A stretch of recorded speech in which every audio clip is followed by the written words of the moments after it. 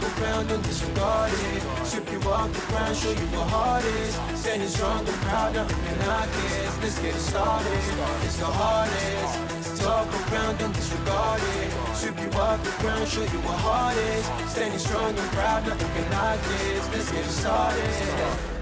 Yeah, get your boots ready. We're about to go on a trip where we wrestle, nobody settling or calling it quits. You're here for the grit, betcha this stuff is amazing. You're stumbling, welcome to the bump in the apron. Step into it, the hardest part of the ring. Here to bring fun, yeah, in this art he is king. It's the best thing, making sure you don't tap out. Don't go soft with the hardest podcast out. And it's not just another one, it's clear.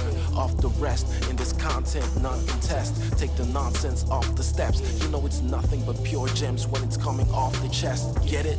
Now it's time to sit and relax. Get your mind blown away, ain't no skipping this track. Have you paying more attention, no listening gap. Get everything I ever wanted, no giving it back. What's up, everybody? Welcome to the Apron Bump Podcast. I am your host, the hardest part of the ring, Kyle. How are we doing today, folks? Good to see you. Well, I guess I can't see you. Or can I?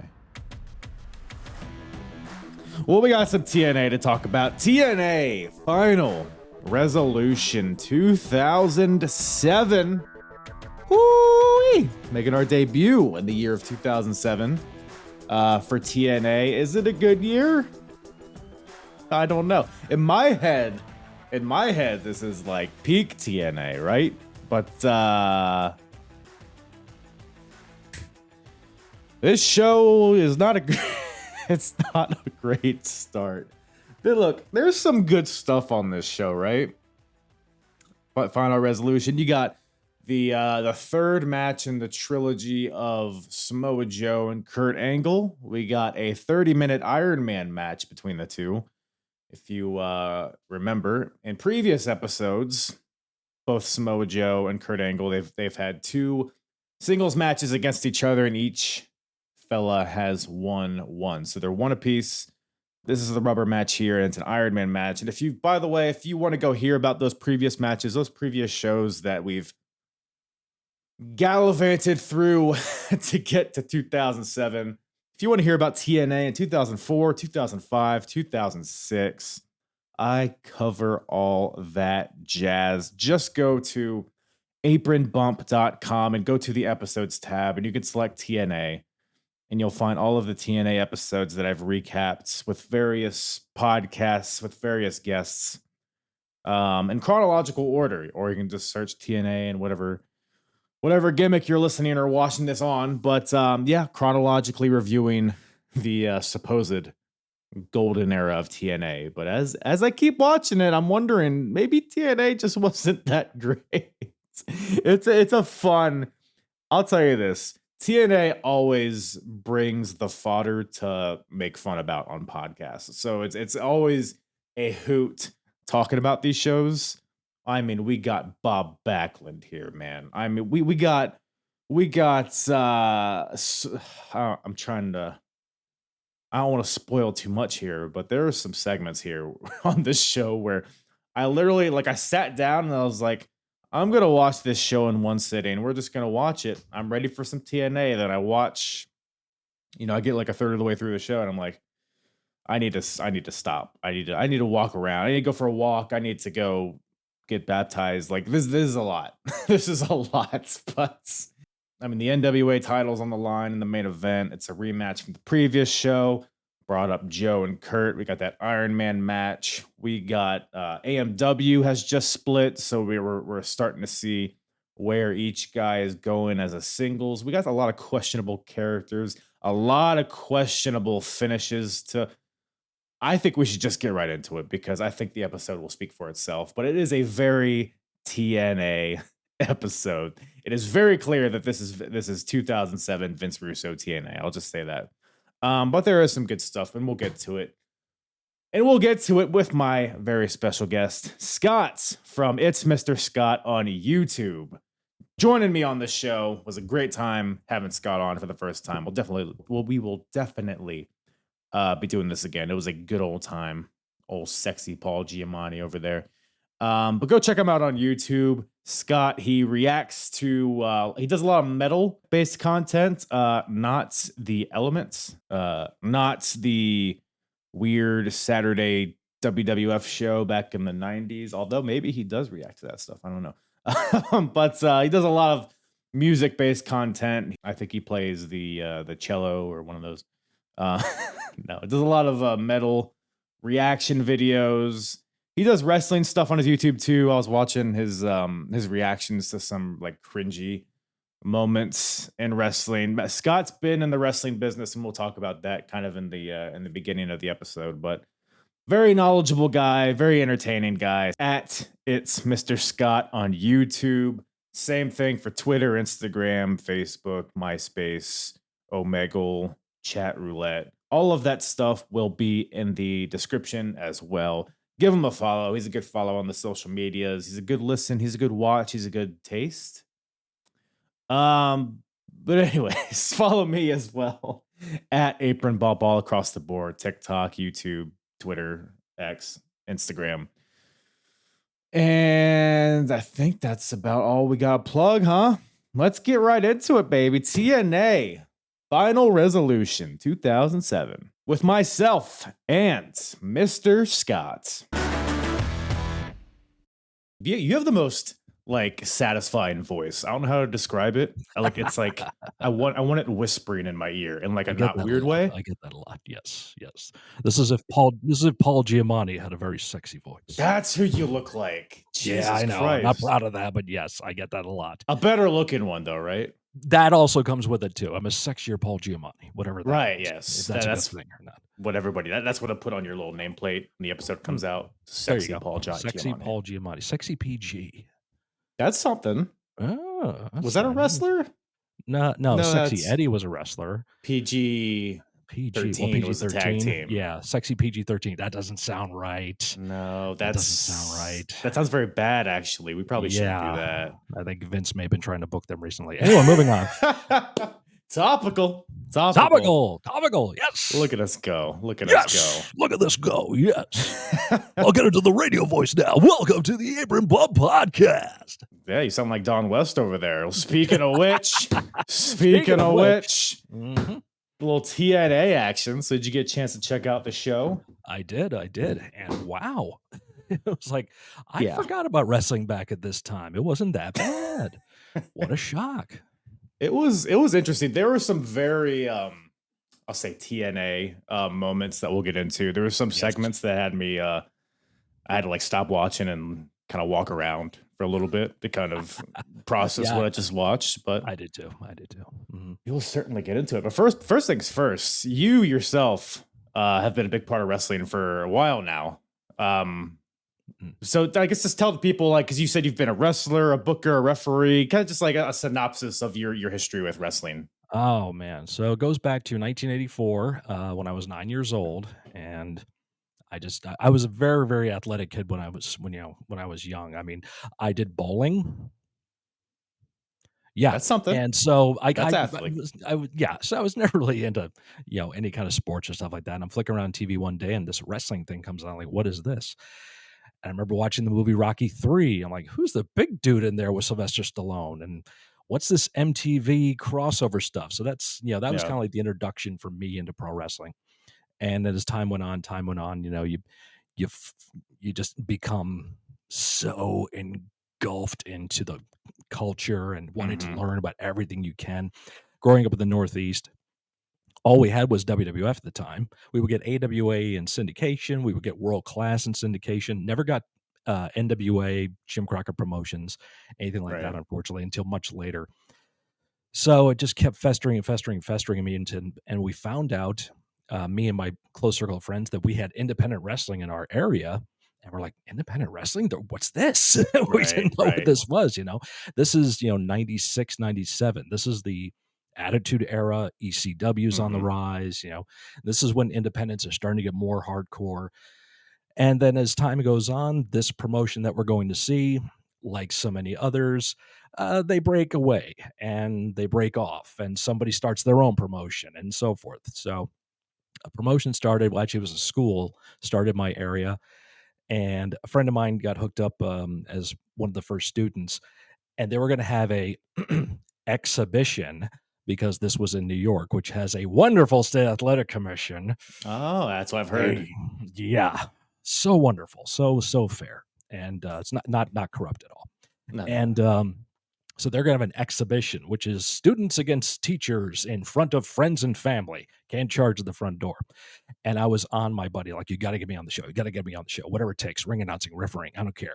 So I went down there and I did a little voice tryout, and boom, I became the ring announcer. And as time went on, I got to referee, I got to wrestle. I booked for 3 different small promotions, promoted, and I did ring crew for Ring of Honor at one point for about a year, which was a lot of fun. It was right in 2002 to 2003. And yeah, just got to live that dream of getting to perform in front of people I didn't know, whether I was a good guy, bad guy, in my home area or not. I trained under Dory Funk Jr. For a week at his wrestling conservatory in Ocala, Florida. So big horns up to Coach Funk. And yeah, so I've had some pretty cool experiences with it and just been a diehard fan ever since, and hasn't left me, and it never will. That's awesome. Yeah, so you got to see pretty much each angle of wrestling, behind the camera, in front of the camera, all of it. Did you get beat up by Low Ki? I didn't get beat up by Low Ki. I have met Low Ki. Stiffest handshake I think I ever had in my life. Oh, I bet. That boy was tight. Him and Ricky Steamboat, 2 of the tightest handshakes you'll ever have. Really? But yeah, never took a shot from Low Ki. I did get a chair shot from Dan Moff. Yeah. But so you had to get initiated some way, right? Those first 2 years. Well, I got bit in the head by Abdullah the Butcher. Not real, everybody. So I don't have him. And then I got the chair. So yeah. Mm-hmm. Interesting. Yep. Yeah, I had HC Loke on the podcast. I guess probably like a year or 2. Boy, Loke's a longtime friend of mine too. He's a great guy, and we talked about his match with Abdullah the Butcher, and he had a lot of stories. I'm in the run-in in that match. That's where I got bit. Oh wow, worlds colliding! Yep, Look at that. That's how, because Loke was in charge of the Ring of Honor ring crew, and because I had known him since I started, and he was on the shows that me and my friends were going to see in upstate New York. That I've just known him forever, and we've always been good friends. A great guy. I learned a lot from him. I got to wrestle him once, and we had a fantastic match. And yeah, did he tell you the open your mouth and trust me? Yes. Yeah. Mm-hmm. It's wild. Yep. Oh yeah, you never forget. Don't you have a blade? Yeah, I'm currently gushing blood. I guess that's not enough. Yep. Yeah. So I was there for that one. I know that one. Night of the Butcher, December 2002. Yes, I'm sure that date is ingrained in your memory. Oh, yeah. That was a matter of fact. I don't know why this has come back to me now. My first time going there was the month before. It was November 2002. That was, I forget the name of the show. Otani and Tanaka against Scramble Madness, Low Ki. Maybe. No, it wasn't Scramble Madness. I've definitely seen this show. I can't remember the time. They all those Murphy Rec Center shows kind of blend together in my head. Yeah, they do blend together. But it was Carino, Low Ki against Otani, and Tanaka was the last match of the main event. Mm-hmm. And so that night I got beat up by Logan DeVito, and then the next show got bit by Abdullah, then the headshot. Then there was a second show in December, which I don't know if anything happened to us that night. We were always just fodder for whoever needed. You got a night off. So yeah. So we got a night off that time. So you. It was crazy. I do have a story about Scramble Cage Melee if we get to it later on, that's the night Teddy Hart was there. Yes, yes. Yeah. Well, Low Ki is here, actually, kind of. Hey! He's present. I'm sorry, Senshi. Senshi is here. Senshi. Mm-hmm. But yeah, man, Final Resolution 2007. Mm-hmm. Any overall thoughts before we get into the nitty gritty of all the matches and whatnot? The potential that TNA had at that time. And you know, the time that we were in, just overall in the business, with ECW making the comeback and Raw and SmackDown, controversy happening in WWE land, TNA, Ring of Honor still going. There was like Ring of Honor TNA stuff going on, and a lot of other promotions trying to engage with people. Japan was on the rise again. Mexico was still going strong. Canada as well. The NWA was still trying to make some kind of impact, which, But yeah, what a time it was.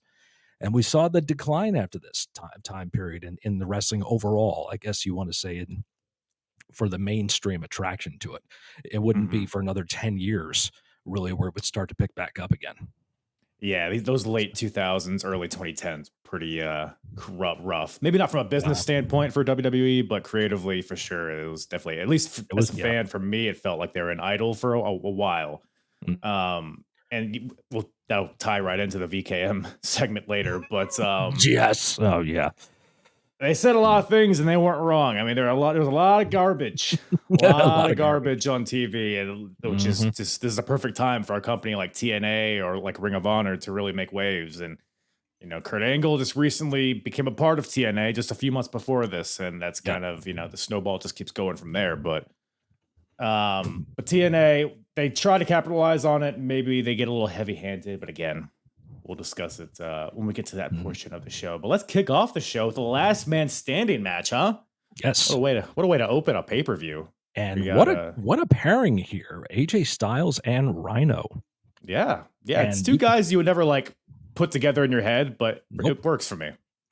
But they had chemistry and told a real good story in the match. Last man standing to start the show was kind of weird, but when you look at it overall, it's like there really wasn't any other place to put it on the show. But no, because TNA, because I've been watching all the shows chronologically up until this point, and they don't typically start off with a big hot angle match. Like it's usually like a very preliminary, let's get a few random X Division guys or whatever, throw them out there, have an 8-minute match, whatever. But this is like a big match that has been building for a while. Rhino and AJ. I mean, AJ's recently turned heel. Christian's kind of the center of it, but they just don't like each other is essentially the story. And yeah, just a really hot crowd at the outset here, which is like, maybe this is the way to start out a show, but the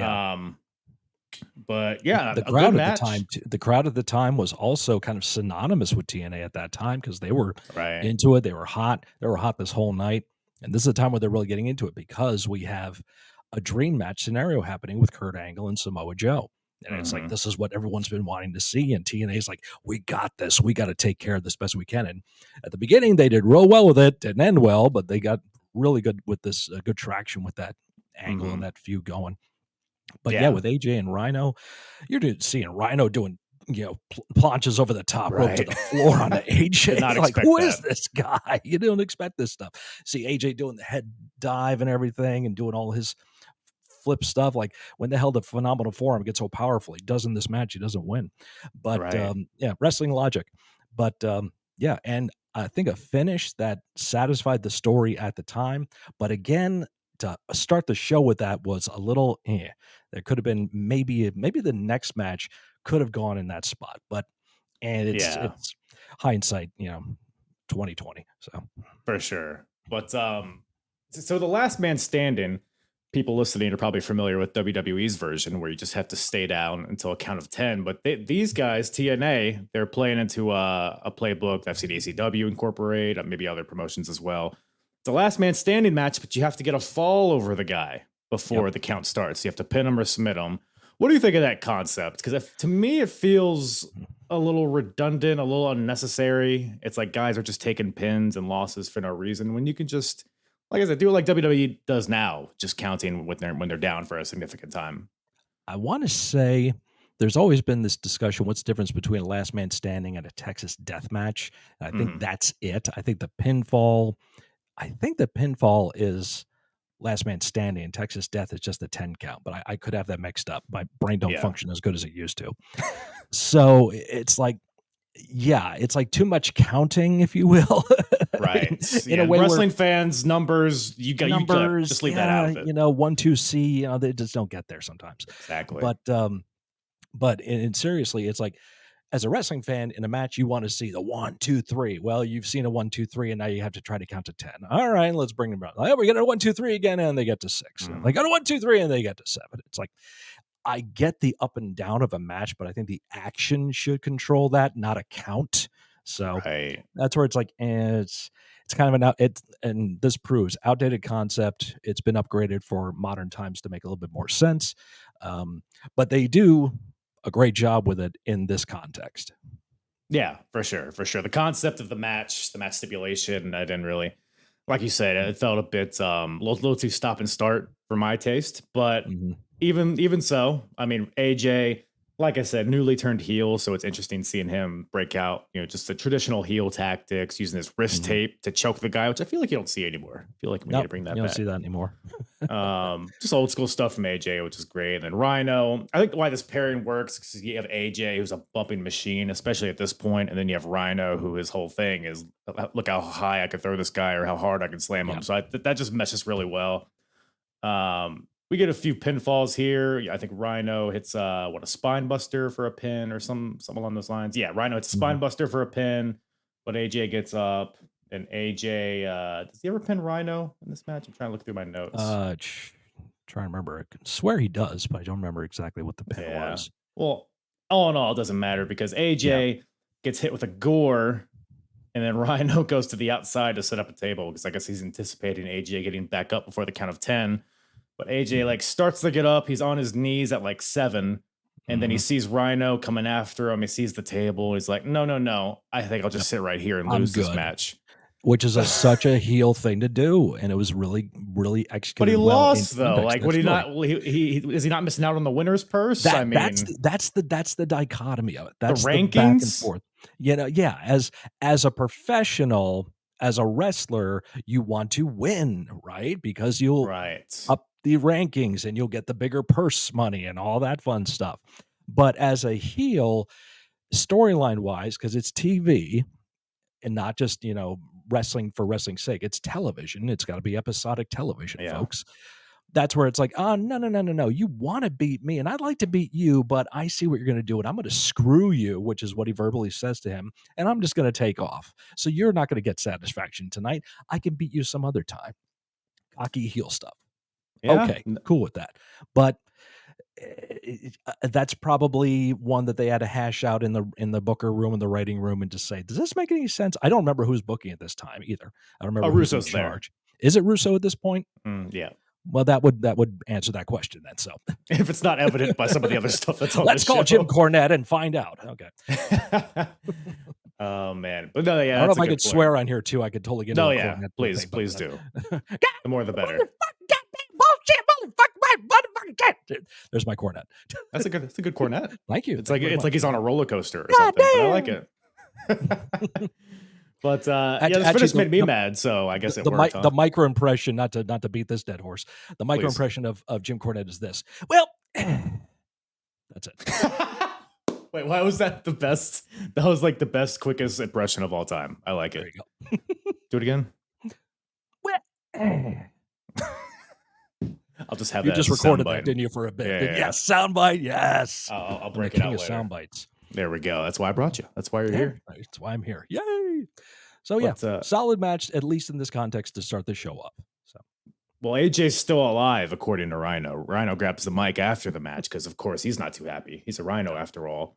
He says, I may have won, but you're still alive. And then he chases him to the back and finds him eventually. They like cut to like the commentary. They're running down the match. And then they cut back to him fighting back through the tunnel. Rhino eventually knocks AJ down, gets a table, sets it up against the tunnel to gore AJ through it into the tunnel with the horns. yes, But AJ gets out of the way and Rhino just gores his silly little self through the tunnel and comes out in the losing end of this encounter. So it's a silly goose, I would say, this Rhino. Gore gone bad. That's it. That's it. Mhm. That's the title of the show. It should be. But Rhino is a great guy. I got to have him on one of my shows back in 2014, I think it was. But yeah, Ooh. Terry's real nice. He's a real nice guy. I Still think going he at was. He was. I don't want to say this 100%, but I think he was a germaphobe. Didn't shake hands. He did the fist bump thing. So he's like, "Hey man, what's going on? Nice to meet you." So I was like, "Okay, that was cool." I remember a quick story about Rhino back when he was in ECW that a buddy of mine told me, because Terry is a very quiet type person. He does not bother people. He's not like his TV character, and you may have heard Right. about this about him before. So he was in ECW at the time, and he's in the locker room, and a photographer comes in and says, "Is Rhino here? We need you for a photo shoot." So he walks in there. He's got his gimmick on. He's got the spray bottle. goes and get position. He's like, "You about ready, Rhino?" 1 second. Sprays down his hair, gets it all in front of his face. Says, "Are you good to go?" Okay.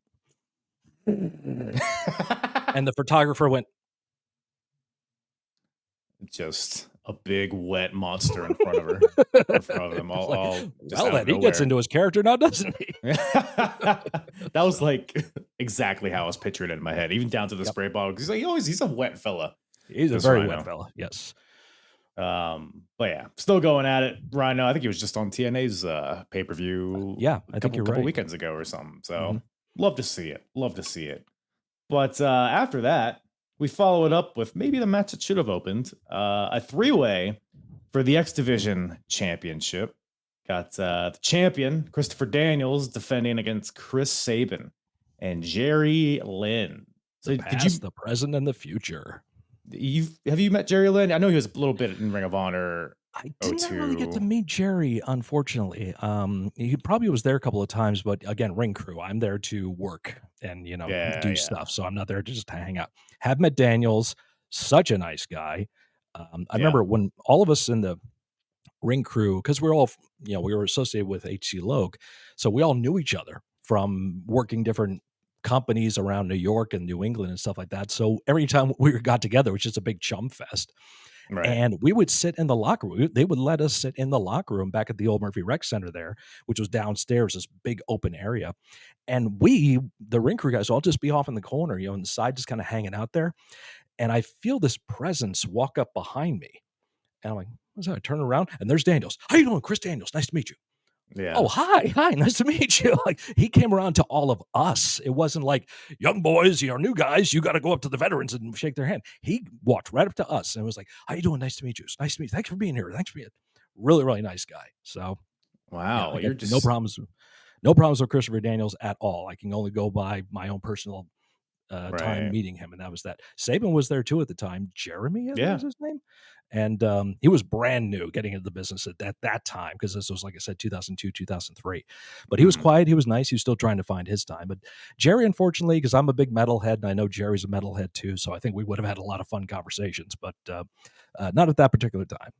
Right. Right. Well, you wouldn't have disrespected Jerry Lynn had you met him, much like Chris Sabin and Christopher Daniels apparently are, just not giving respect to the old, not the old, what's the word? Their elders, they're more experienced Yes. cohorts Seasoned here, veterans. put a little seasoning on it. But we got a triple threat match here, and this match is pretty fun. It was a sprint, Great match. it kind of just bombs right out the gate. We got Sabin, his springboard drop kick that he hits like three-quarters of the way across the ring, just levitates. Daniels, I mean, he's just always the centerpiece, and he's always great at it. And Jerry Lynn even looked, I mean, he's relatively young, I guess, at this point. I mean, he's like in the later part of his career, but he's still like in good shape. He's younger in that match than I am now. So, well, that's something. Take that for what it's worth. That is a fact. Yeah.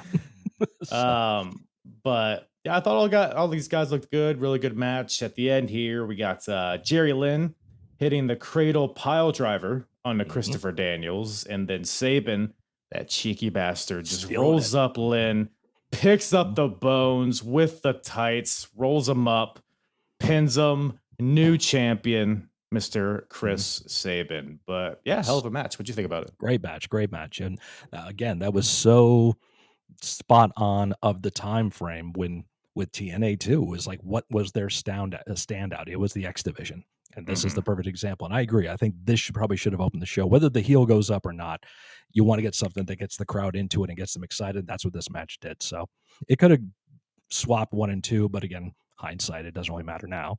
But solid match for that time. And to see these guys, see what Sabin has gone on to do, especially with TNA, Impact, and TNA. And even Lynn's career later on, he would win the ROH title, and now he works for AEW, I think, still behind the scenes. And Daniels, we know his situation too with AEW, whatever that is nowadays. He's around. I think he's fighting Curryman at a show. Is he? Oh, okay. At some point, so I don't know how I don't know how he's going to do that. But if anybody could do it, Chris could. Well, I mean, he's not Curryman. I mean, Curry Man is Curry But Man. he could do it probably. He'd find a way. He could probably do a good way. impression. Yeah. Yeah, I think he would. Yeah. When you were saying that, isn't it crazy that Chris Sabin is still the X Division champion 20 years later? 20 years later, he still got the Wow. title. Ages like a fine wine. Maybe that kid's going to move up to main event someday. I don't know. Maybe one day. I don't know. He has more dues to pay, I think. A lot of dues to pay, kid. Yeah, pay your dues, kid. Freaking greenhorn. It's only halfway through his life or his career. But boy, howdy. We go backstage. So we have that great X Division action, the high fly and the great counters and all that stuff. And now we got the Paparazzi Championship Series. The PCS. What's wrong, Mr. Scott? I fast forwarded through some of this. How dare you? How dare you? I know. Well, let me lay the groundwork here. The PCS. It's a coveted tournament. One of the most respected tournaments in all of professional wrestling. Yes. It's a run by X Division pioneer Kevin Nash, and he's taken some of these X Division guys that are like good workers, but the character's not there. And Kevin Nash, a character among characters, is trying to instill this into these guys. We got Alex Shelley, we got Austin Aries, or Austin Starr, as he's known here. Yes. But also competitors in the PCS. You got Jay Lethal, you got Sanjay Dutt, and you got Senshi, otherwise as Low Key. And Low Key, I mean, he's participating in all these, on the Impact leading up to this show. We got pogo competitions, like pogo stick. We got poker competitions, push-up competitions, limbo, musical chairs. We're building the X Division here, and Kevin Nash is helping these guys along the way learn the ways. And we have come to the finals, which is Austin Starr versus Alex Shelley. And you hear that, you're like, oh, those two guys can go in the ring. Probably going to be a great match, and it's actually a good match. It is a good match. Despite all the shenanigans. Just the path to get there is a little rough, but you do get to it, and it is a solid match between the two of them. So again, two guys that great chemistry. They're part of Generation Next, I think it was in Ring of Honor, along with Jack Evans and Roderick Strong. So these guys were destined to be the future stars, which you got to say, I mean, in that time frame, yes, they were going to become names that people remembered. Austin Starr, Austin Aries, he's got a little thing. Yeah. He's got a thing going on there. Alex Shelley from New Japan, Time Shifters, and then coming back to the States and still rocking it at TNA to this very day. Yes, still. At the top of his game now, too. Was just the world champion. Yeah. Yep. Dropped it to Moose and all that stuff after they did the belt switch and have gone back to the TNA branding. So, you still got, regardless of what they did at that time, they still had stuck with it for quite a amount of time. And, Shelley has gone on, Jay Lethal's gone on, Sanjay Dutt works behind the scenes. Low-key, not so much anymore. If you knock out enough guys, I guess you kind of get a bit of a reputation, but accidents happen, but he's not stiff at all. But no. And so it's just a thing, the Nash thing. You can see why they're doing it. They're playing it off the vanilla midgets thing that Nash was infamous for saying. And so he's got, if anybody is going to help you develop your character, Vinny Vegas is going to be that guy. Of course. Oz is going to show you how to make it in this business. Steel. Oh my God. Steel was money. He was so much money. What was he in the Ninja Turtles movie? Punisher? Super Shredder. Super Shredder. He's here to show these kids the way. But I mean, you're all correct. You're right in saying all those things, but it seems like you're trying to ignore the judges, Scott. Oh yeah, the judges, because this is not just a normal match. I'm such a plebeian about that. I apologize. I was about to say that, but thank God you did. Right there, we're right there. See, we're on the same wavelength. That's why. It's a 10-minute time limit match, but if 10 minutes elapses, if it elapses, it goes to the judges. And who are the judges? You may ask. Well, we got Bob Backlund here. Yeah, that guy. He's here, and for whatever reason, he's probably the most competent judge because the other two are Samoan Joe Which When that guy give me- came out, I thought it was me. Oh my God. Did I get booked in the show? I mean, you would be better. I mean, this Samoan Joe, when he was announced, that was Joe. probably my biggest laugh of the entire show. That was just fantastic. Definitely, yeah. But also, and I quote, big, fat, naked, oily guy. Or is he big, oily, fat guy? I forget. Big, fat, naked, oily guy. I think that flows better than big, oily, naked, fat guy. Big, fat Yeah, guy. big, naked, fat, oily guy. Big, Let's call naked, him- fat, oily guy. Yeah, I think that works better. Yeah, either's great. Either's It's got to have a cadence to it. You know, we got to sell T-shirts here. Get merch going. Look at you. This guy knows the business. He's always That's thinking. right. Always. But yeah, you brought it's a great match. You know, we have all these guys, they're ringside, they're at a table, they're taking notes. Fat, oily guys eating Doritos because he's fat. Do you get it? Do you get it? You get it? Do you understand the joke? This fucking company, man. By the way, should be said, it's a spoof on the naked oily guy from WWE because they're making fun of DX. Big Dick and there was Johnson. Big Dick Johnson. I knew he Big had Dick a name. Johnson, yes. How disrespectful of me. Just called him the other big fat oily Which I think guy. he was one of the writers too. I think he was one of the Wow. writers on SmackDown. That's why he was there. What did he write where the punishment was like? "You're Obviously gonna that segment. So like, hey, I have an idea. Oh, that's it. He just wanted an excuse to pal, be you wanna be on the show? oiled and naked on the You TV. can be like a big yeah. fat oily guy. We'll get you on there. That'll be Oh, great. boy. Hey, Man, pal. Vince impressions make me very unsettling now.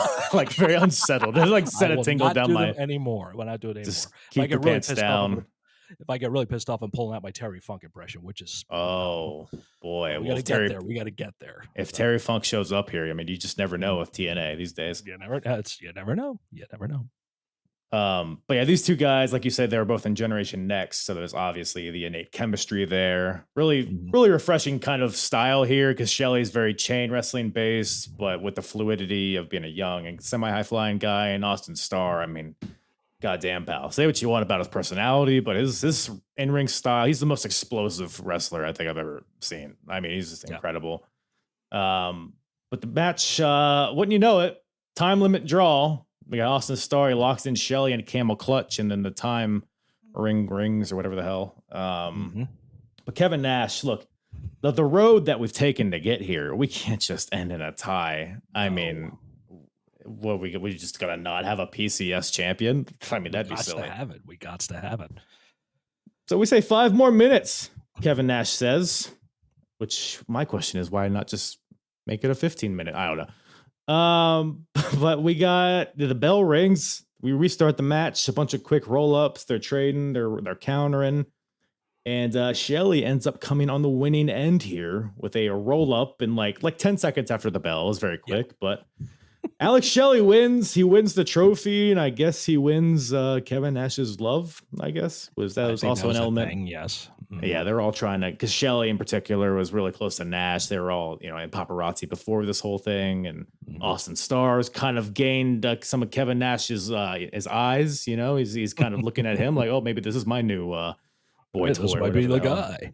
Yeah, so, but Alex Shelley wins. The trophy is presented. The other competitors come out. But yeah, I mean, there's some post match. There's some hullabaloo. post. Well, don't forget the pre-match too. The highly Tell me. awkward pre-match between No, Nash and awkward. What was Backlund. awkward about it? It was just about Backlund getting introduced. He clearly had a plan of what he wanted to say. Clearly. Yeah, you're I don't right. know what you could think was awkward about it. Nah, yeah, you're right. I mean, I probably read the room wrong. It's just one of those things. He could have had a flashback to MSG.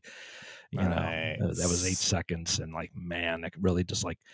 I blame Bob Backlund snapping on a buddy of mine because we actually went to a autograph signing that Bob Backlund was at, and this was like 94, 95, something like that. And it was before that, excuse me, it was like 93.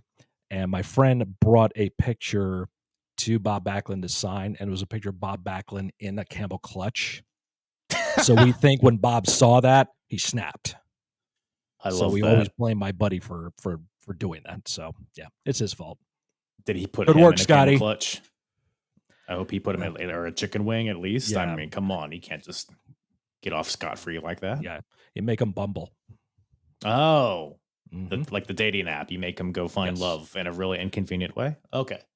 I see. See, there's the generation gap. I'm thinking of Rudolph the Red-Nosed Reindeer, but yeah. Those bumbles bounce. Different bumbles. Kids out there have no freaking clue what I'm talking about.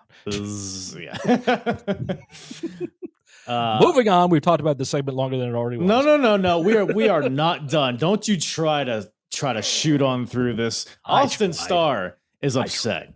He's been screwed over by a man who Austin looked at as a father figure of sorts, perhaps. And he says he didn't come to TNA to do all these games, to do all these shenanigans, to wear the tassels, whatever the hell. And he looks over at Low-Ki because Sanjay, Jay Lethal, Alex Shelley, they're like, no, fuck you, bud. But Senshi's kind of there, neutral, as Low-Ki is. Hey, what do you mean? Whoa, I don't even know what company is this. Is this Ring of Honor? No. But Austin Starr is like, come on, Senshi, let's go. And Senshi, you don't tell Senshi what to do. So then they fight, they scuffle, and then Bob Backlund, it's like talking about this Low-Ki and Austin Aries having a segment, and then all of a sudden Bob Backlund comes out of nowhere. Like that just seems like a thing that didn't really happen. But no. Short story So surreal. short. Austin Starr in a chicken wing, and very bad night for that fella. Very bad night. Yep. No trophy and broken arm or neck or whatever the hell. Well, we got the patriarch of the Canadian Destroyer up next. We got Petey Williams versus James Storm, who is accompanied by Gail Kim. So, what did you think? So the build up, I guess, before we talk about the match itself. AMW, one of the biggest tag teams in TNA history, has come to an end. The weeks before this. Harris and Storm, they lost. They've been having tension for several months, but they lost a match on Impact where if they lost, they had to disband. But they lost because James Storm hit his partner, Chris Harris, in the face with a beer bottle. Dun, who would have thought it? Who would have thunk it? Why, James? Why is what I said. Is what I yelled at the TV. And Harris is not here because he's still dealing with the eye injury. He said on Impact that he might even have to retire. He might not come back to wrestling. So it's a very sad state for Braden Walker here. But I was just gonna say it too. I was actually trying to figure out a joke to throw in there. I always try to find a pivot to Braden Walker. In every episode he's I do. He's working with that bad eye. He's walking with a crutch. He's walking with a walker. That was the inspiration for the name. I was like, and good night, everybody. There's got to be a good joke coming. And I was sadly mistaken. Look at Where's that. that been all my life? Look at that. Yeah, so that's more like it. Yeah, that's more. Oh, you've seen one of my matches. Thank you. What was your finish? I gotta ask. Leaving the building. Looking up at the lights. Looking up the lights. Breaking down the ring. What was your finish? 1, 2, 3. Everybody else. I was so basic because I can't do shit. So I was doing DDT for a finish. I did clothesline for a finish. I did a lot of submissions though. I was a big fan of like British style wrestling and submission wrestling and chaining and stuff like that. I love Regal and guys, the British guys too, that like Nigel McGuinness at the time. Just everybody in that was learning that style. I was a big fan of that. So I would try to find some kind of weird contortionist way to put you, lock you up and stuff like that. And like, oh, let me try this. Oh, let's do this. That was the fun I got to have doing that kind of thing. But then you just end up using brass knucks to channel Regal instead. Yep. Yeah, exactly. Power the punch. Knuckle dusters. Well, no brass knucks in this match. Well, they're kind of no. Well, that's debatable, I guess. But we got AMW. They've come to an end. James Storm turned on his partner, so everybody hates him. Gail Kim is only reluctantly with James Storm because James Storm yelled at her and said, "Hey, there's no women's division. Where are you gonna go? Where are you gonna go? You gotta stay with me, I guess, huh? If you want a job," which I don't know who gave him this authority. Seems like poor management. But so James and Petey Williams, it's a weird character pivot. So for years he's been in Team Canada, like kind of the head of that faction, and the whole faction was like, USA sucks. Yeah, you guys are stupid in your taxes and your healthcare and whatnot. So that was who Petey Williams was for years, and now all of a sudden he's like the American hero. He stopped LAX from burning the American flag. He aligned himself with AMW.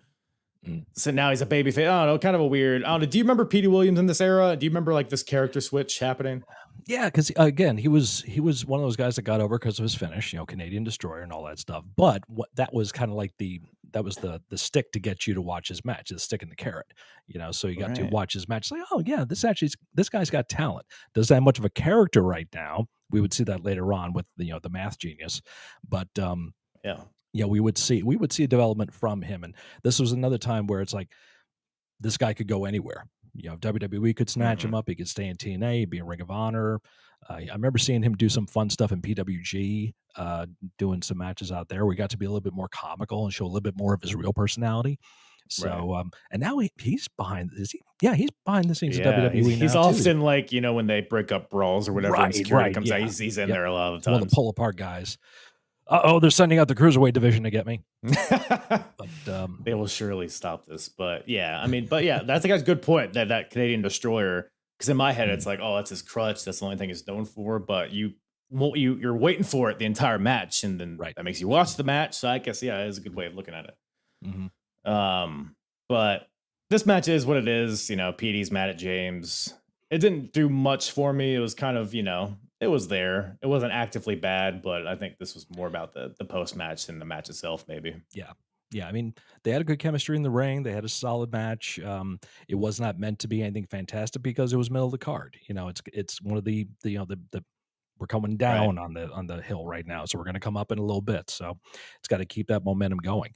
But having Gail Kim out there is not a bad thing. And Oh, James is trying to develop now as a singles because him and Chris were married for so long. I want to say it was Dusty Rhodes that put them together and made America's Most Wanted as a team. My wife was a big fan of America's Most Wanted too, and who could forget the Six Sides of Steel? Against yeah. Felix Skipper and Christopher Daniels. I mean, that match lives on in infamy still. So this is Storm's chance to break out. It's a chance for Petey to kind of get into a story and not just be an Right. accessory for the story with Team Canada. So it was a chance for everyone to kind of break out, and not everything is a 100-mile dash. Sometimes you got to trot along before you find your footing. You really get going with that push. So Right.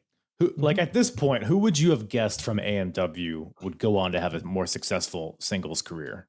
now it's definitely going to be Storm of the two because Harris was good, but he lacked that character. He lacked that Yeah. connection that Storm had. Storm was a fun-loving, Tennessee cowboy drinking beer down the ring. Make more beer, no more beer for Storm. Just get some coffee, Right. So he was the comedy and Harris was the straight man, and that's how the team worked forever. And then once it broke off, it's like, what do you do with Chris? James, you're kind of set. We're good with you. We know what to do with you. Chris, what do we do with you? You're the Wildcat. What does that mean? It was always Okay, interesting cool. though, because like on TV, because I agree, but like on TV, it always came off like Chris Harris was the star of the tag team. Like that's Mhm. always how they framed it. But like you said, James Storm, because they would push Chris Harris pretty hard right out the gate. I think he was in the world title match at Slammiversary this year. But James Storm would have maybe a slower ascent, but that ascent, it just kept on going. So I guess Attitude goes a long way too. Attitude back, there was Right. rumors aplenty back then that Harris was being difficult backstage. I kind of have a problem believing that myself. Never met the guy, but I just don't see that. But I could be wrong.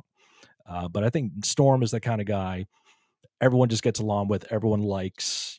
He's like the Arn Anderson of the time, because back in Jim Crockett Promotions, Anderson was locker room comedy. Everyone loved Arn.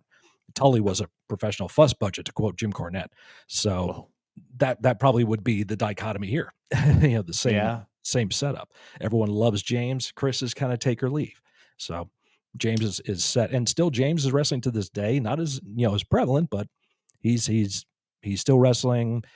I think he's got his real estate license now, so he's got other stuff going on in his Nice. life. And I know he's got at least one kid. I think he's got a daughter who's in college now. So Right. he's got his life together. So good on him. Harris, you don't hear much from anymore. And that whole Braden Walker thing that we joked about earlier was the big thing. Yeah. Clothesline. It's, Knock, like you said. So what a time. What a fever dream that was, it feels like. But you say everybody likes James Storm. Well, it doesn't seem like Gail Kim is particularly fond of James, because after the match, James, well, I don't even think we the finish. But a Canadian destroyer from Petey was countered into a roll up from James Storm, and he holds onto the ropes. There we go. We're solidifying James Storm here. So it was what it was. But after the match, Petey Williams, he's appealing to the ref because of the ropes and all the whatnot. And then as he's conferring with the ref, James Storm comes from the back with a Pearl Harbor job. Well, I guess it's after the fact, so it's not really a Pearl Harbor. But he attacks Petey and then grabs handcuffs from Gail Kim, which commentary is leading us to believe that Gail was just wearing these handcuffs as a fashion accessory, as was the style back then, I guess. Maybe it just was in the wrong circle of friends. She went to Hot Topic like everybody else at the time. Yeah, it is Orlando. It kind of feels like it makes sense.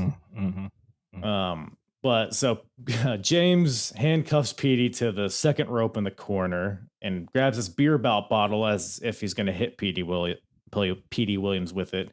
Gail Kim stops him. She says he's had enough. He's had enough. Please stop. So James Storm grabs her by the hair and goes to hit her with the bottle in her face, I guess. But she low blows him and starts attacking Storm. But who makes the save? None other than Jacqueline from WWE, the former cruiserweight champion. Yes. Is here and attacks Gail Kim and seemingly aligns with James Storm as they do AMW's finisher, the death sentence, with Gail doing the leg drop portion of it. So very interesting debut. I wonder if the concept of a women's division is in the works. Maybe that's why they're bringing a Jackie, or just to have another valet. I don't know. What do you think about all this? Well, you think storyline wise, it's okay. They're trying to like cram like 3 weeks worth of TV into one match. They could have broken this up, but they just wanted to hot shot it. And if Russo's in charge backstage, there's your answer why they're doing this.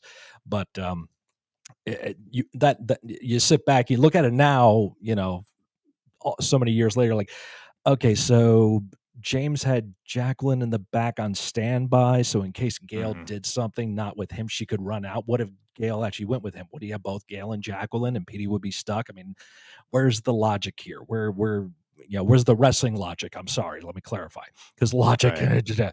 So where's the wrestling storyline going here? And there's a lot of questions to it. Why, as you said earlier, why is Petey the guy that's all of a sudden being all gung ho American and right? So a lot of questions. Why is that? It's like they're going from one extreme to the other, but it's definitely. I guess it kind of prompts intrigue in your mind a bit. It's like, why is she here? So maybe you'll tune in, to your point from earlier. It gives you a reason to tune in to Impact, the Spike TV. Right after. What was the game show with the Japanese guys? You know what I'm talking about? I know what you're talking about too. That Extreme Challenge. Yeah, I can't remember the name. I don't know. Everybody knows what we're talking about. But I remember roller ball or whatever that was after ECW. What a time! TNN. What a time! Well, what a time. A time also. 2007 was also a time, and 2007 is where we have VKM, who are out next. The Voodoo Kin Mafia, not the other one. Not the other one. It's just happenstance that this is their acronyms. Of course, for people who are unfamiliar, Road Dogg, Billy Gunn, they have formed a new. They've renamed their tag team VKM, and they've been poking fun directly at WWE, not through metaphors or whatever. And they're just, hey, this is why your show sucks. I'm going to yell it into the camera for several minutes. Yep. And they did silly little segments on Impact of that they went to a WWE live event. So they're basically like replicating what WWF did with DX, kind of invading WCW. So I guess they're trying to tap into that a little bit. I don't know. Any memories of VKM? Any thoughts on them? I just remember this being a bad time for both Brian and Kip. They were not in the right headspace. They were having their problems. It's been documented. I'm not saying anything out of school here. So they were just bitter. They just wanted to vent their frustrations. They needed somebody to blame. So we're just going to take up the time on this show's pay-per-view that they're paying us to just completely talk about the other company for about 10, 15 minutes now. It's okay. It's cool. It'll get buy rates. Yeah. It just did not make any freaking sense other than them just venting. And that's where management has to step in and said, nah, guys, we're not doing that here. Okay, Yeah. you're going to wrestle tonight. Okay, that's why you're here. We pay you to wrestle. You don't You're a pay me tag enough for team. that. You're going to have a tag match. You want to go out there and bitch and complain. At this point, talk to Rob Feinstein. You can go in our video and do that. Oh, wait, they did that too. Never mind. So The wrestling business is as a whole, man. It's, what a treat. Everyone just got to bitch and complain and just when you're in the freaking bubble, when you are in the wrestling bubble, it has to take a tumultuous, brutal prick to pop that damn thing, because it's really a thick bubble. I've been in it. Okay, on the lower tier independent level, I've been in that bubble too. Everybody has. So you got to be careful when you're in that damn thing, and if you got to have people around you to keep you somewhat grounded, because when that bubble bursts, you'll probably just go like and like stepping off a curb, like, okay, all right, I'm out of it now. I see life in a different way and I see things better. I know guys on the minor independent scene in that damn bubble, and that thing is 15,000 feet in the air. And when that bubble bursts, that's a long freaking way to fall, and you land hard. So sometimes you don't come back from it. So that's my philosophy about that. And this is a prime example of that. Both guys have gone on, you know, Brian's back working for WWE, and Guns had this big resurgence of his career, you know, scissor me daddy. So yeah, that whole thing there too. So they're doing something right. Good for them. They were there with the DX induction of the Hall of Fame together with everybody. So they got to do that. So they made amends, thankfully. And until this day, Billy Gunn said, you can't fire me. I don't work here. So it's one of the best things, acknowledging that stuff. So everyone goes through their shit. Everyone has their down times. Thankfully, they were able to come out of it. But at this particular point in time, dead wrong for doing it like this. Yeah, and I'm wondering if so the whole premise here is they on Impact issued $1 million challenge, or might have been the last pay-per-view, $1 million challenge to Michael Hickenbottom and Paul Levesque, of course, Shawn Michaels, Triple H. Bang, bang. I guess the idea was, hey, we'll pay you $1 million. You come on our pay-per-view when we wrestle you, I guess, which I feel like price tag might need a few more zeros. But I guess this whole thing comes to an end because Triple H apparently injured his quad soon before this. So that's why they didn't appear on TNA, is because he tore his quad, unfortunately. Ain't that a bitch? But Road Dogg is even like, or BG James, he's like, heal your wheel, Paul. So he's like giving him a shout out in a positive manner. So I guess this whole anti-DX thing is over. They basically, the whole premise is that they've thought the skits that DX was doing on Raw were bad, and which I guess they were in hindsight. I think at the time I was a young teenager, so I enjoyed them, but they were aimed at this demographic, right? And that's nothing wrong with that. That's fine. But it's BG James. He keeps brings up the K-Fed thing where he beat John Cena on Raw, which is something I forgot happened. But yeah, I forgot that too. I was like, oh my god, that did happen. Jesus. This is that timeline, and I guess they had the celeb look-alike match, which I meant to look this up. Is that the Hillary and Obama? No, that wouldn't have been 2007. Yeah, maybe it was. Yeah, it would have been because 2007, 2008. Yeah, so that would have been the Obama Hillary thing. Fun fact: Hillary was a friend of ours, Lexi Fife, who wrestles down in Florida. She wrestled for Shimmer and Shine and Rise, and she's one of the best women's wrestlers out there. So big shout out to Lexi. At first, I thought you were talking about Hillary Clinton. Like, I know her. Yeah, she's great. She's no, a friend. No, she wrestled. Yeah, she wrestled. Yeah, exactly. How did I miss that? She's under a mask. Sorry, no. Yeah, her and Chelsea were a hell of a mom-daughter tag team. Yeah, I bet. Yeah, I bet. See them in Pow and Wow and Now and How and all that stuff. What could have been? What could have been? And look, the VKM, they keep running down WWE, saying that they've declared victory because of their creative's bad. So that means they BG win. James and Kip for James. them. This is half the segment, and this is the less stupid part of the segment, because then Christy Hemme comes out who to this point had only been used as like a backstage announcer. Like there's no character, she's just in the background. So this is a very bizarre, just right out the gate. Like here's what this lady's all about. Mhm. So VKM, they've been talking about, hey, me and Billy were the foundation of DX, not Triple H and Shawn Michaels. And then Christy Hemme comes out because why do you guys never bring up China? Like, why would they? Are they going to challenge Why? China to a match? Mhm.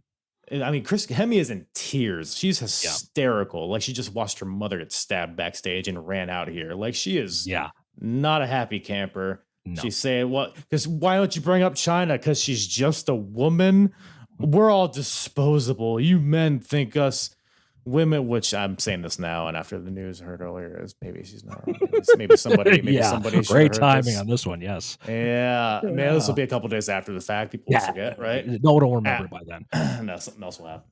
It'll be after the Royal Rumble, you know. So Yeah, exactly. It's all about that. So So this is all bizarre. I mean, it is Very, very very dramatic, bizarre. over dramatic. Some may say there's a "We want wrestling" chant in the crowd, which is the second pay per view in a row we've seen that. So it's like, maybe is anybody listening? Does anybody have their ears on listening to the show? Mhm. But Hemme says that we deserve respect as the crowd chants boring at her. This is just very 2007. Very 2007. Yeah.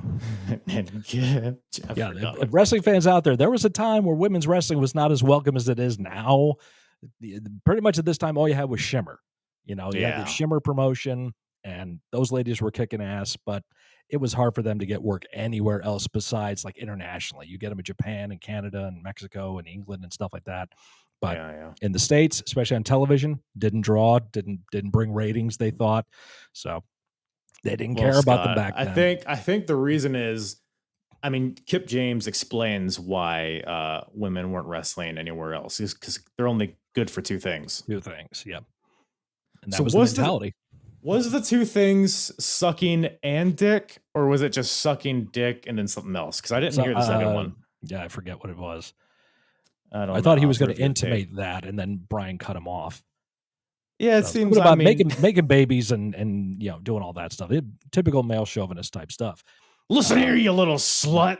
Yeah, Which is an actual thing he said. I mean, Yes, this it is was. just so crazy. This is wild. And then Hemme slaps him, of course, and then Mhm. there's a pull apart between Billy Gunn and Christy Hemme on a pay per view. So And of all people in the middle, Road Dogg is trying to be the voice of the reason. voice of reason. Yeah, The guy It who is, said "suck it" and would do the stretch Armstrong and do the little hump thing to your ass right before he give you the Right. finish. Oh yeah, he's the guy who's the voice of reason. Okay, guys.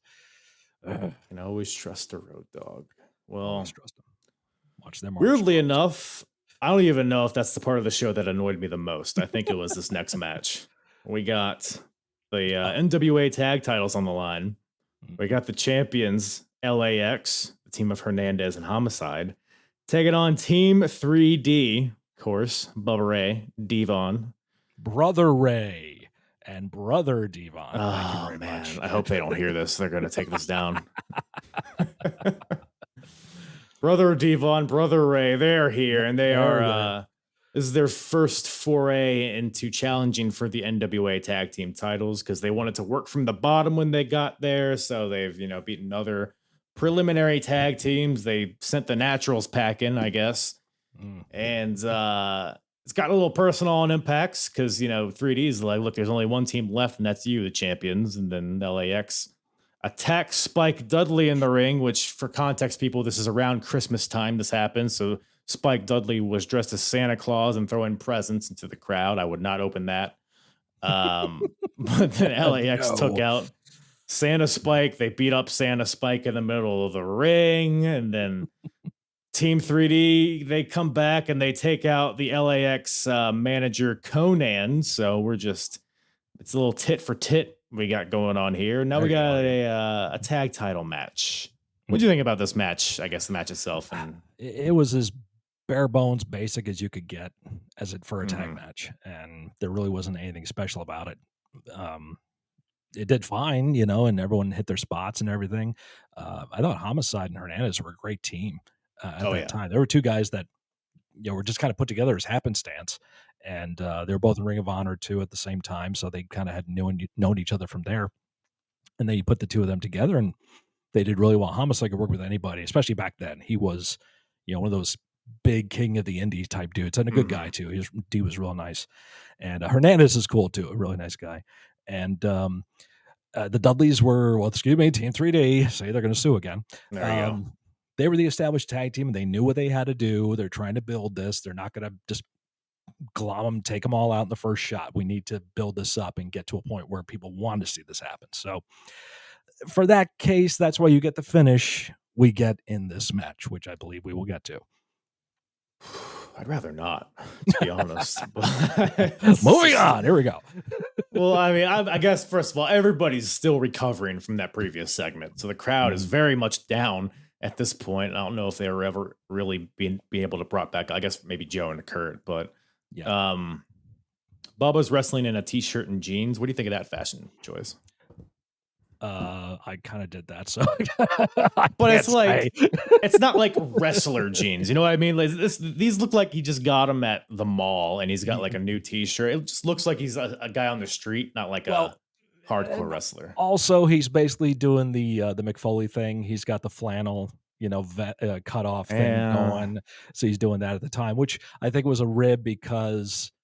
Not a rib, but I think it was an acknowledgement because 2 years earlier at the One Night Stand pay-per-view for ECW and WWE, Foley said that people called Foley a dime store version of Terry Funk, and he always thought that Bubba Ray was a dime store version of him. So that's why Bubba was wearing the flannel just like Foley was. Right. But I like it. But him and Devon, way to go on that natural development, dude. You look fantastic. A lot of chicken breast. A lot of chicken breast. Oh, so much chicken. Yeah, a lot of creatine. But they were trying to build. They're trying to build the story and get there. So because they've been around the business, they do the business. One of the best tag teams of all time. That cannot be denied. Sorry, folks. But with this match, you're not going to get the big blow up because it's not that time yet. So it's going to be as basic as you can get. And then we have the chicanery to make sure that the Team 3D doesn't look weak, but the other guys keep the belts. Right. No, yeah. I mean, like you said, the match is what it is. It's very generic. And I guess to your point, we're not trying to blow our load right away. We're saving. We got to edge a little bit and we'll get there. But Homicide and Bubba, they have a fun little moment where Homicide spits his gum at Bubba.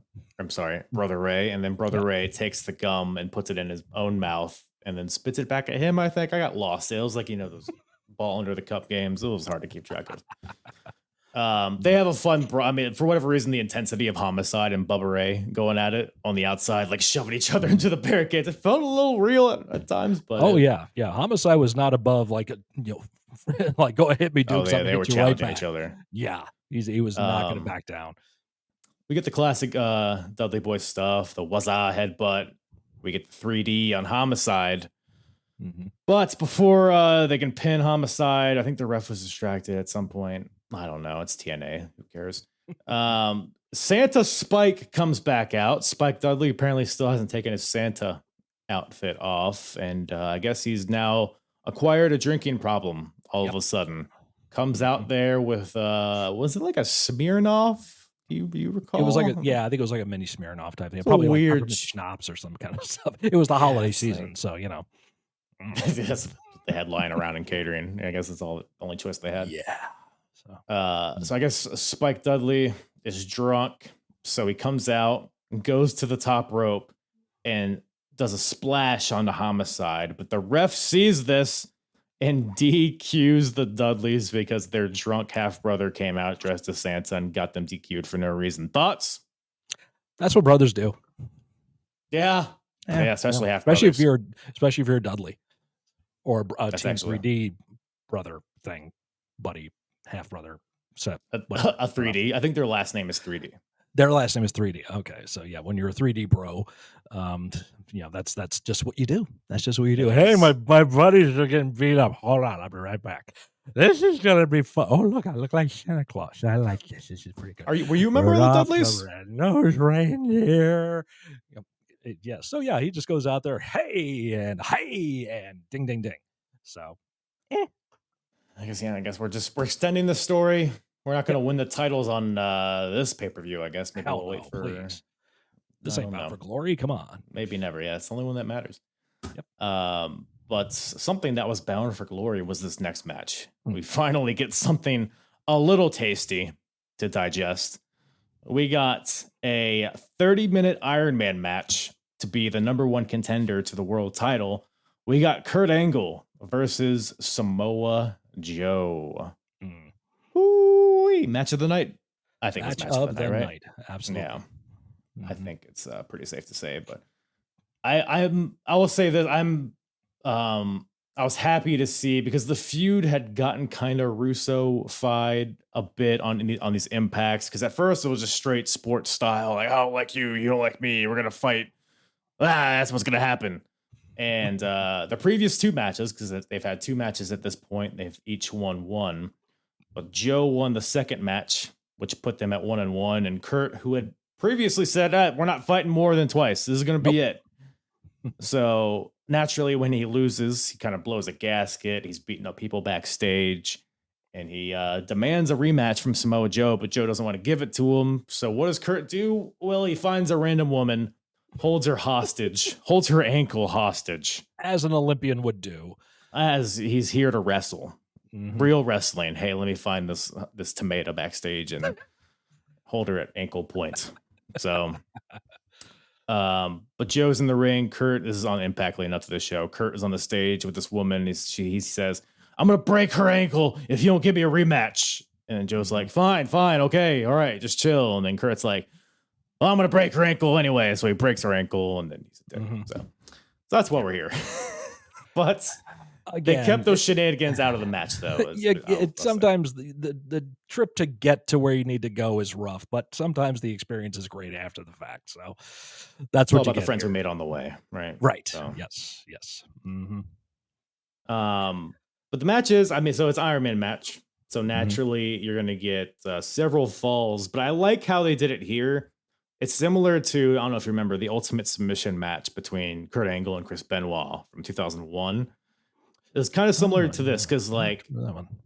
a guy would lock a submission in, and then the guy in the hold would tap quick to preserve themselves so they could finish the match and ultimately score more. So I like that level of psychology here, because Joe and Angle are doing the same thing. It's ankle lock versus the choke. And I thought this match built really well. And it was a relatively clean finish, which I was surprised. But I thought it was a really fun match. Which kind of goes, but it also, at the same time, it duplicates two other matches on the show. It duplicates the storyline of the opening match, Last Man Standing, because you're going to have multiple falls, and it duplicates the PCS match, because there's holding a hold until the time limit runs. So there's that's a good point. There's those aspects to it too. However, you don't remember that stuff when this match begins, because Joe and Angle are so like legitimate. You believe them. You believe anything these guys do hurts and they can kill you. You totally believe that. So that's where it's like that what I was just talking about is a very narrow focused, that's like the Booker vision of it. Like, but they're doing this. But you look at the wide picture, like, oh, wait a minute. People ain't going to give a shit about that stuff. Yeah. Once you get these two guys in the ring, it's going to be all them, and they're going to create art, which they did. So love the story they told, like you said, and the great back and forth. The selling that these guys would do for each other is off the charts. This is stuff that people need. Wrestlers nowadays, this is one of those matches they need to sit down, take those notes, and just see how they sell it, and then when it's time to tap, when it's not time to tap, and how it builds and builds and builds till up until the end. Yeah, no, I specifically noted Joe specifically, because he spent so much time of this match in the ankle lock, so he would limp whenever he would do anything, which was very refreshing to see. But I guess, walking through the falls in this match, so Joe gets the choke on Kurt, and Kurt taps like right away, because like I said, he doesn't want to pass out and not be able to recover and then ultimately lose the entire match. So Joe's up 1-0, ankle lock, gets locked in on Joe eventually, 1-1, and then another ankle lock, so Kurt Angle's up 2-1. Muscle Buster gets hit from Joe to Kurt Angle, so it's 2-2. Kurt locks in. I think he just gets a roll up on Joe and Yeah. gets a fall. So it's 3-2 Kurt Angle. Mhm. So it's 3-2 Kurt.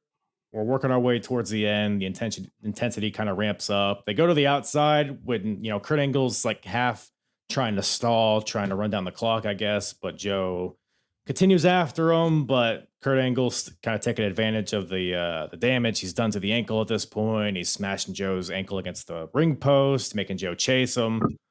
Ultimately, though, Samoa Joe's able to hit the muscle buster, goes for the pin, but Kurt gets his foot on the ropes.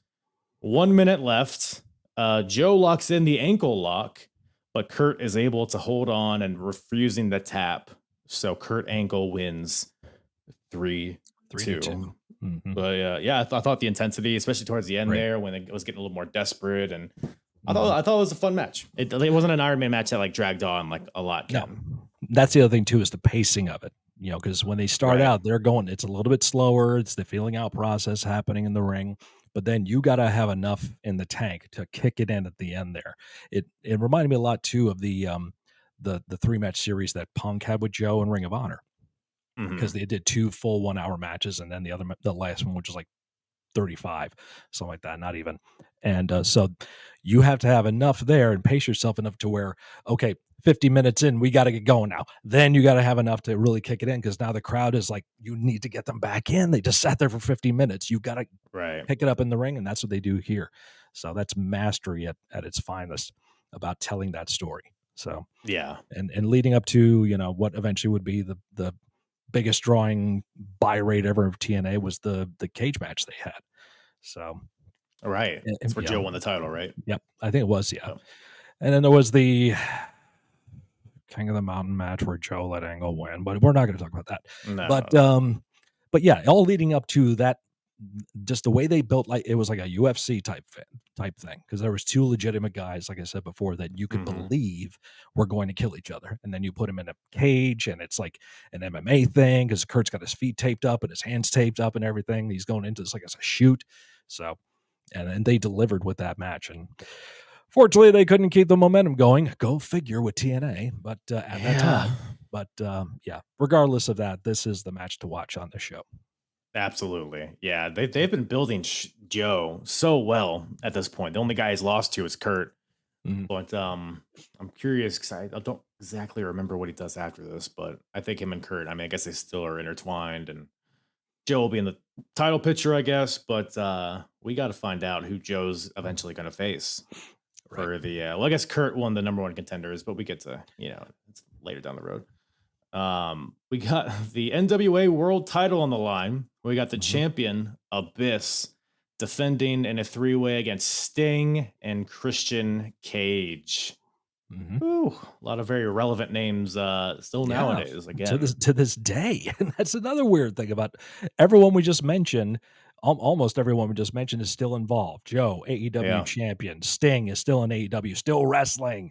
I know he's going to be done soon, but at the time of this recording, he's not. Mhm. So that's happening. And Abyss is working behind the scenes in WWE as a producer. And Christian has had another resurgence of a career in AEW. Yeah. So it's nuts how these guys are able That's to extend their careers as much as they are.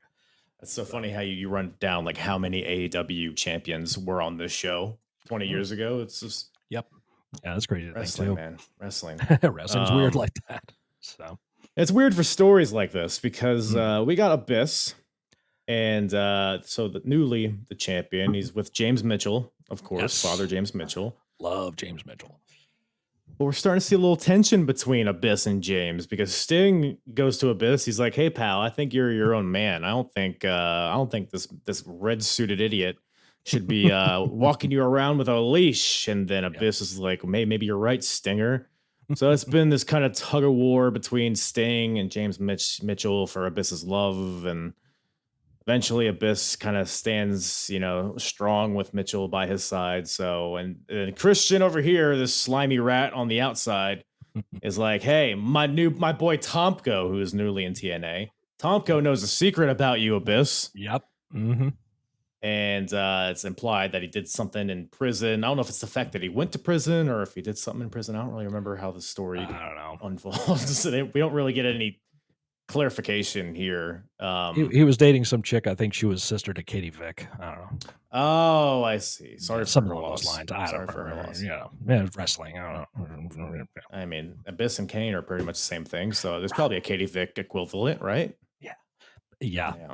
Probably Kathy Vick. Katie and Kathy. But this match, this is a rematch of the previous pay-per-view where they had a 3-way match. And that match, I didn't really do a lot for me, and I don't really know if this one did. It was definitely more interesting this match was than the previous match. I'll say that, maybe for better or worse. But I should also mention before we talk about the match, Tomko is in a cage. Because I don't know why you can't just leave him in the back. Maybe just say you're barred from rings. No, we gotta get a cage. Yeah.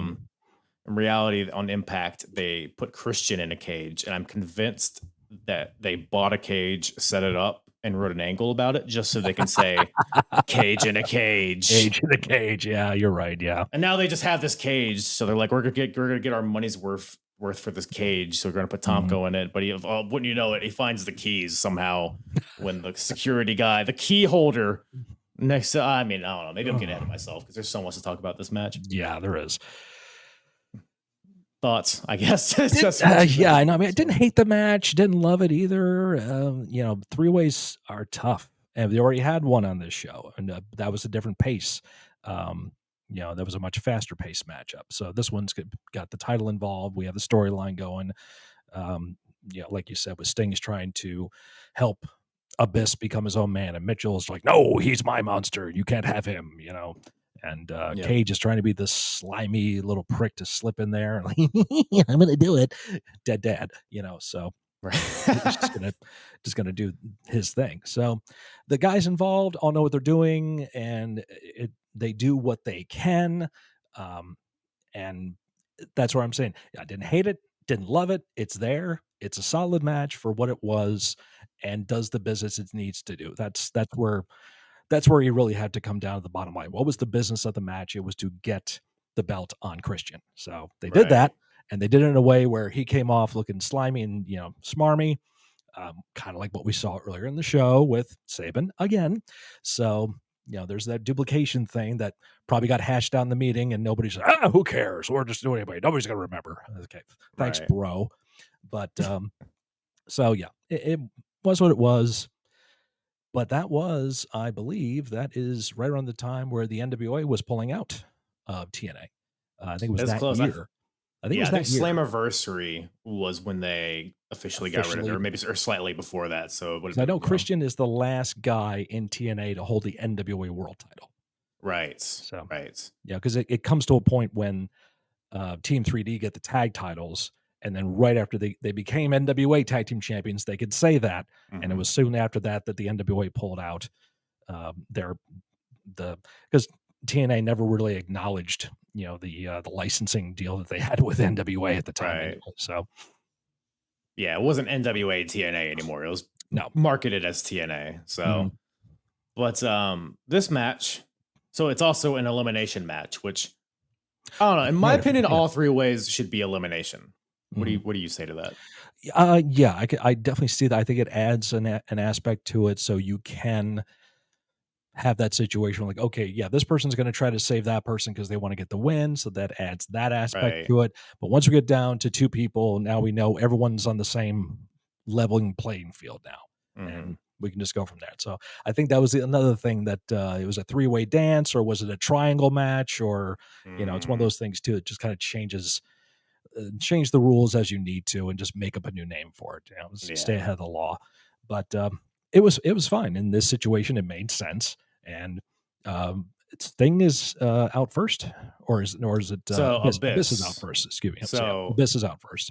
Sting eliminates Abyss with the Scorpion Death Drop, and Abyss, of course, takes no kindly to this. So he goes to attack Sting, or no, Sting reaches out his hand to Abyss. It's like, hey, sorry, pal. I had to do what I had to do. It's no hard feelings. But Abyss is like, yeah, actually, I think there is hard feelings. So he grabs Sting by the neck. Mitchell says, do it. Slam him. But Abyss lets Sting go, seemingly having some compassion for the Stinger. And I think that's it, right? Does Abyss just leave, or is there thumbtacks? I think he just leaves. Yeah. Um, but oh no, Mitchell comes back out. That's what happens. Mitchell comes back out. Yeah. Mhm. Christian takes advantage of all this distraction and whatnot, beats on Sting for a little bit. But Sting fights back and it hits a superplex to Christian. And then this is when James Mitchell comes back out to distract Sting because Mitchell's still upset that his monster was eliminated by him. So he's trying to get his comeuppance, I guess. Sting locks in the death lock onto Christian. While this is happening, Mitchell on the outside hits the key holder, which why is there a key holder? Like it's a guy holding the key, like that's his one job. Like you'd think you'd get like a more secure system than that. I don't know. Mm. But Mitchell takes the key, unlocks Tomko from the cage, and Tomko gets in there. He just clears house. It's like a fireman's carry neck breaker on the Sting. Christian pins Sting, but only gets a 2 count. And then Tom goes back in as Christian has the ref. Sting takes Tomko out, but Abyss is back. Oh, wait, Abyss is back. Okay. He takes out Tomko on the outside, so he's getting rid of that factor, and they fight to the backstage area. Sting hits the Unprettier on the Christian for a 2 count. And then Christian, wouldn't you know, it accidentally takes out the ref. A ref bump here in TNA. Who would have thought? Never happens. Mitchell's in. Cane shot to the back of Sting. But Sting, he no-sells it. He hulks up. But then Abyss, with a chain wrapped around his fist, clocks Sting in the back of the head.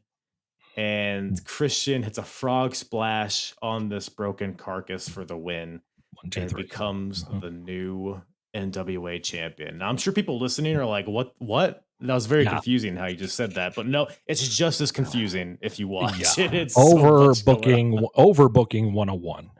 Just run-ins and ref bumps and gimmicks and just and I've been there.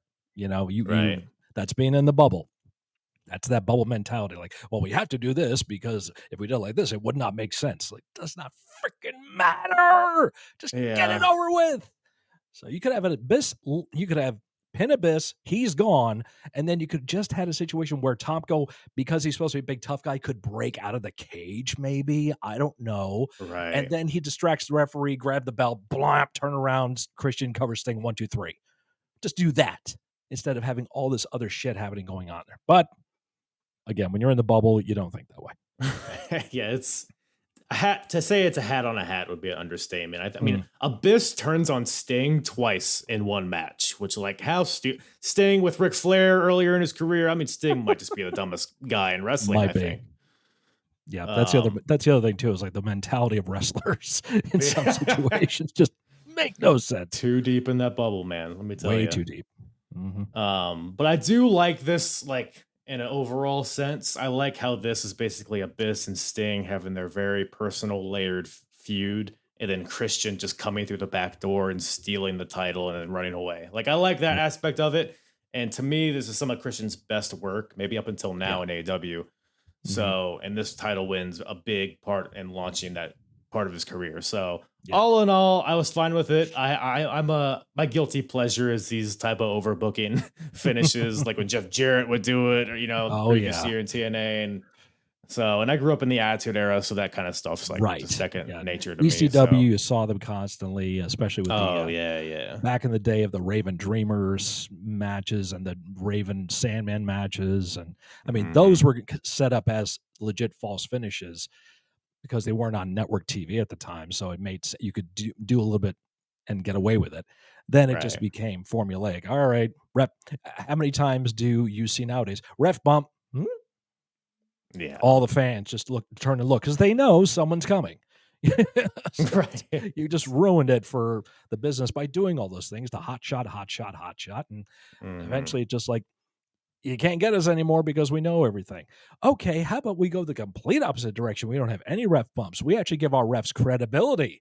We actually give our authority figures credibility. What? That'd be silly. It's totally silly. Never work. You're just being a goofy goober over there is what I would say. Part of my language. It is what it is. But look, I mean, it was like you said, there's a lot of duplication within the match and on the card as a whole. From that main event, but I mean, new champion. I guess you got your marquee moments. You got the last man standing and all that, the VKM things. Like for better or worse, there was a lot of culminations on this show. It was a lot Yep. some storyline beats, good or bad, but they were doing stories in their own way, their own TNA way. But that brings Final Resolution '07 to a close. Any other thoughts on the show? Anything that we may have skipped over? I don't think so. I think we covered everything with this particular show, but it definitely is a time capsule for that time in the business, to where Right. it's getting to the end of I guess you could say, the golden era of TNA, because that 2004 to 2006 to 2007 time at TNA was really solid and was some of the best stuff. Bound for Right. Glory 2005 still go down, in my opinion, as a fantastic pay-per-view. It's up there as one of the best ones ever. Just the way it was built and the way it was booked. And as time went on, there was changes happening backstage, as they always do, and there's power struggles and there's drama, and also at this time too, it's like WWE is trying to snatch up talent. TNA is trying to bring them in from Ring of Honor. Ring of Honor is just trying to survive at this point. So it's a weird time for the business to see what's happening. But this show was not something I think that was like to be cast away. It's a good show. It's not a great one. It's not fantastic. We don't do stars. Sorry, we don't do that. Not Meltzer. But definitely, you watch this show. You watch it for Angle and Joe, and you can watch it for the X Division match, and various other little things. You don't watch it for the PCS thing. You don't watch it for that. You don't watch it for the VKM thing either. And you don't necessarily have to watch it for the main event. So, but it's good nonetheless. Yeah, I think it's kind of a good like representation of what TNA was in this time period, because you have like the really good wrestling and then the opposite, the absolute opposite of all those things. So it was lots of highs, lots and lows, but look, you can't get off scot-free. But speaking of Scott, Mr. Scott, appreciate you coming on. Appreciate you checking out the show, coming on, talking about where can everybody find you and look at you and listen to that sultry, sultry voice in there. Thank you very much. Thank you very much. You can find me on YouTube under It's Mr. Scott. I do reaction videos on there, mostly to reactions to metal. I am the middle-aged metalhead, so that is my thing. So it's mostly metal songs on there. I also am on Twitch. I do Twitch streams. I don't play games. I play music.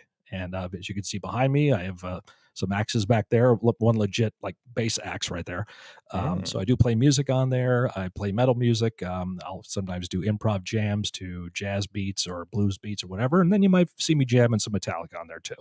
I have a TeePublic merch store.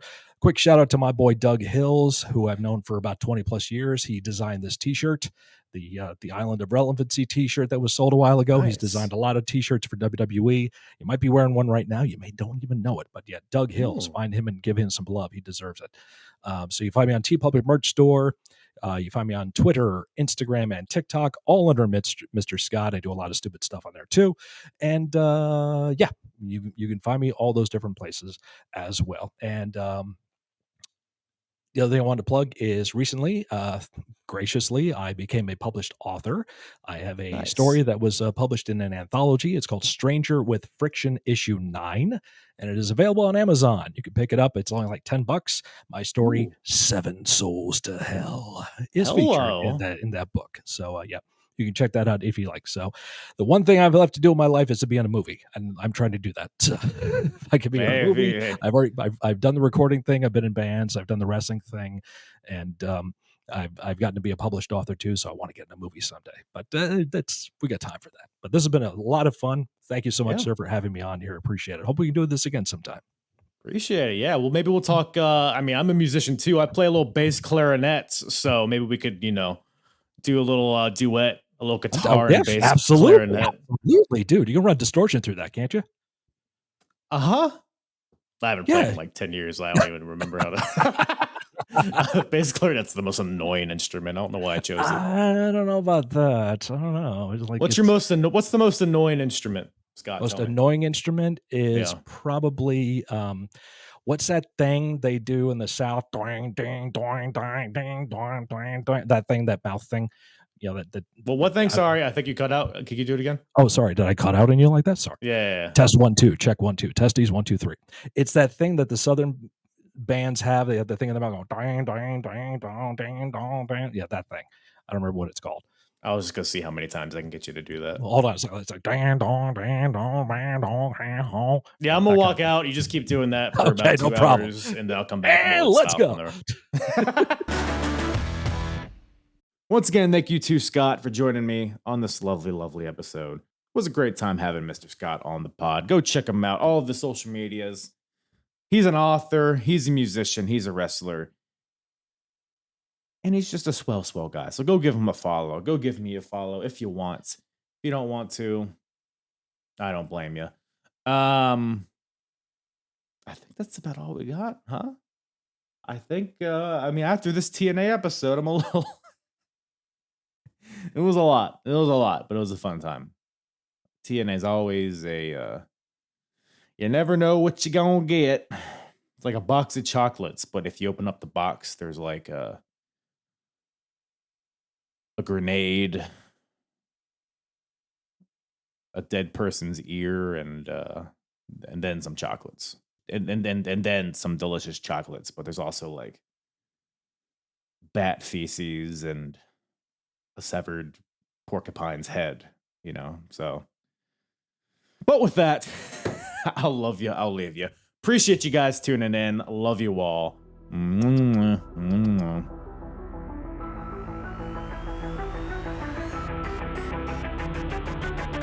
I'm hard. Yeah. And the hardest, talk around and disregard it. Strip you off the ground, show you what hard is. Standing strong and proud, nothing I guess. Let's get it started. It's the hardest, talk around and disregard it. Strip you off the ground, show you what hard is. Standing strong and proud, nothing